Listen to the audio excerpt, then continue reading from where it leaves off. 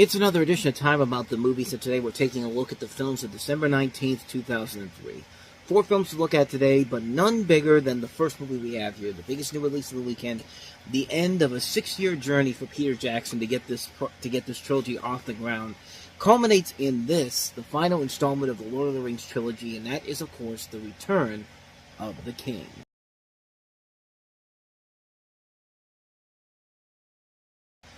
So, continuing the plot of the last movie, Frodo, Sam, and Gollum make their final way toward Mount Doom to destroy the One Ring, unaware of Gollum's true intentions, while Merry, Pippin, Gandalf, Aragorn, Legolas, Gimli, and their allies join forces against Sauron and his legions from Mordor. And, considering that everything that they were building up to with the first 2 movies has culminated to this, unlike the Matrix trilogy, this is one where everything just comes into play in the final film and creates the end to a pretty damn good trilogy of movies that got better and better with each passing film. And this is the culmination of it all, a masterpiece of a film that just really... I really don't have much more to say about this one that hasn't already been said already. It's a towering achievement for what Peter Jackson was able to accomplish. I mean, it's a movie with great action sequences, great visual effects, great production value. The performances are great. The scale is grand and epic. The direction is top-notch. The writing is great. The score is terrific. The costume design is great. The weight of the storyline is very good. The scope, the scale, the story, just everything I mentioned before, just... not much more you can really add to it. For a film that's as long as this is and has as many endings as it does have, you feel like it's kind of earned, because at the time we thought this was indeed the last time we were going to see these characters again.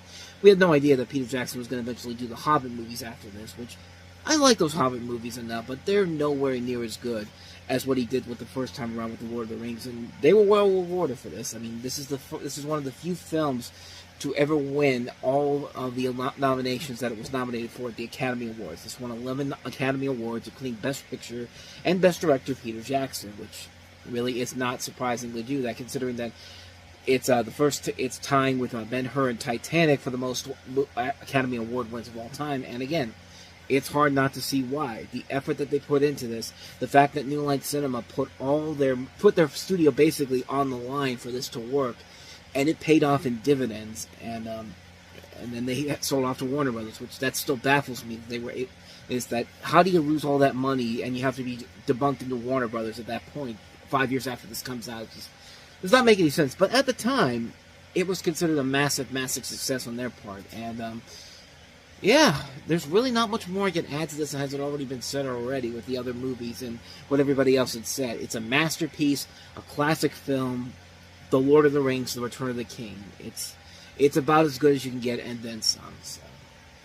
So let's go ahead and get to the other movies that dared to combat The Lord of the Rings. And the biggest threat was Julia Roberts and Kirsten Dunst in Mona Lisa Smile.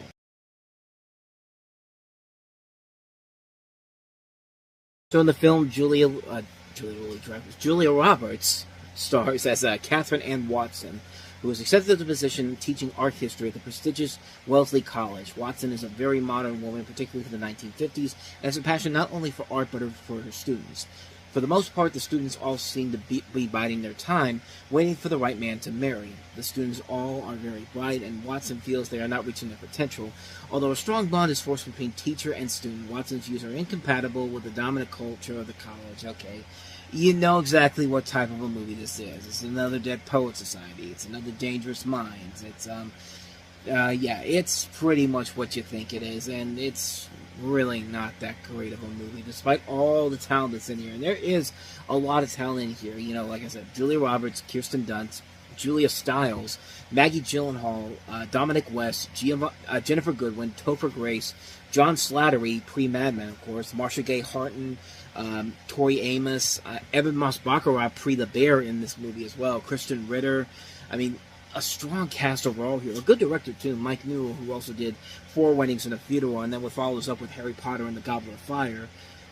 It's not a good script overall to really make it stand out or do anything unique and different to it. It's literally Dead Poet Society all over again.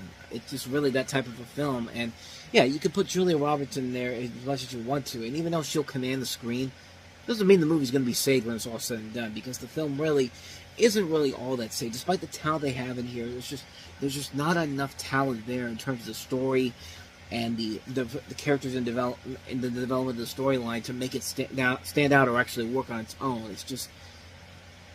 It just didn't work, in my opinion. It was just a film that just kind of like, yeah, sometimes the performances can be good and sometimes the direction can be good, but other than that, though, there's really no reason to watch this film, honestly. I mean, there's so much better options that you could see, specifically Lord of the Rings, but there's also another release that came out this weekend that you'd be better off seeing, and that is okay, maybe it's not what I'm thinking of here. I'm thinking of something else completely, but the next movie is notable for a couple of reasons, so let's go ahead and take a look at that film, and that is Helen Mirren and Julie Walters in Calendar Girls.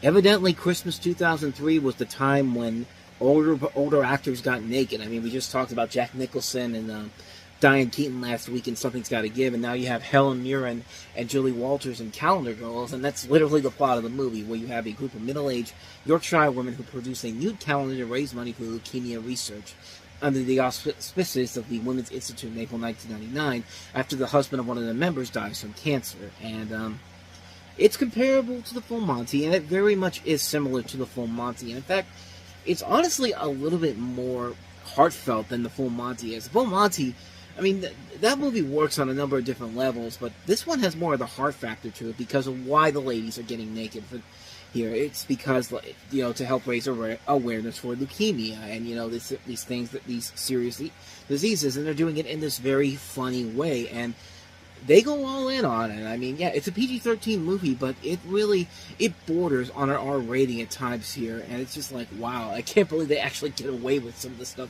that they're able to do here in this particular film, but it works. It's actually a lot more charming and a lot more uplifting than you would give it credit for, just from looking at the poster alone, where you see a older woman, like, holding a calendar while wearing nothing on underneath her. It's just like, it's that weird type of thing where you expect a kind of gross-out comedy in a way, and it doesn't really go that way. It's more heartfelt. It knows exactly how to tug at your heartstrings, and it also knows how to make you laugh without going to those extreme levels, and that's more than acceptable. I can definitely see the appeal of that with this. I mean, it is very much like the Full Monty in a way. Like, I think the Full Monty is a much better film, but this is definitely a film I would say is definitely worth it in the long run. It's a film that has enough there to say, you know what, that was more than worth it for me to say I'd recommend checking it out. So yeah, Calendar Girls, definitely check it out. Let's go ahead and move on to our last film, and that is Jennifer Connelly and Ben Kingsley in the drama House of Sand and Fog.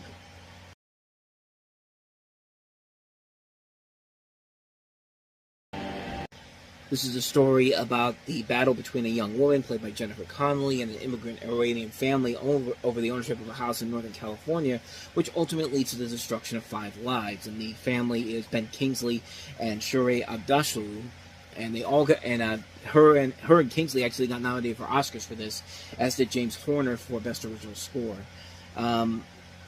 Overall, the movie is okay, I guess. I don't think it's really a terrific film in general. I think it's one where the performances do uplift it to the point where it is something that I would say is definitely worth watching. Other than that, though, it's a storyline we've seen kind of done to death so many times, and it doesn't really add anything new to it. The performances, I think, do carry the load over to make me say that, yeah, this should be something you should watch at least once. But if you're looking for something to watch on multiple occasions, this one probably won't do the trick for you. But looks fine for what it is, so not much more to say about that one. That's the House of Sand and Fog.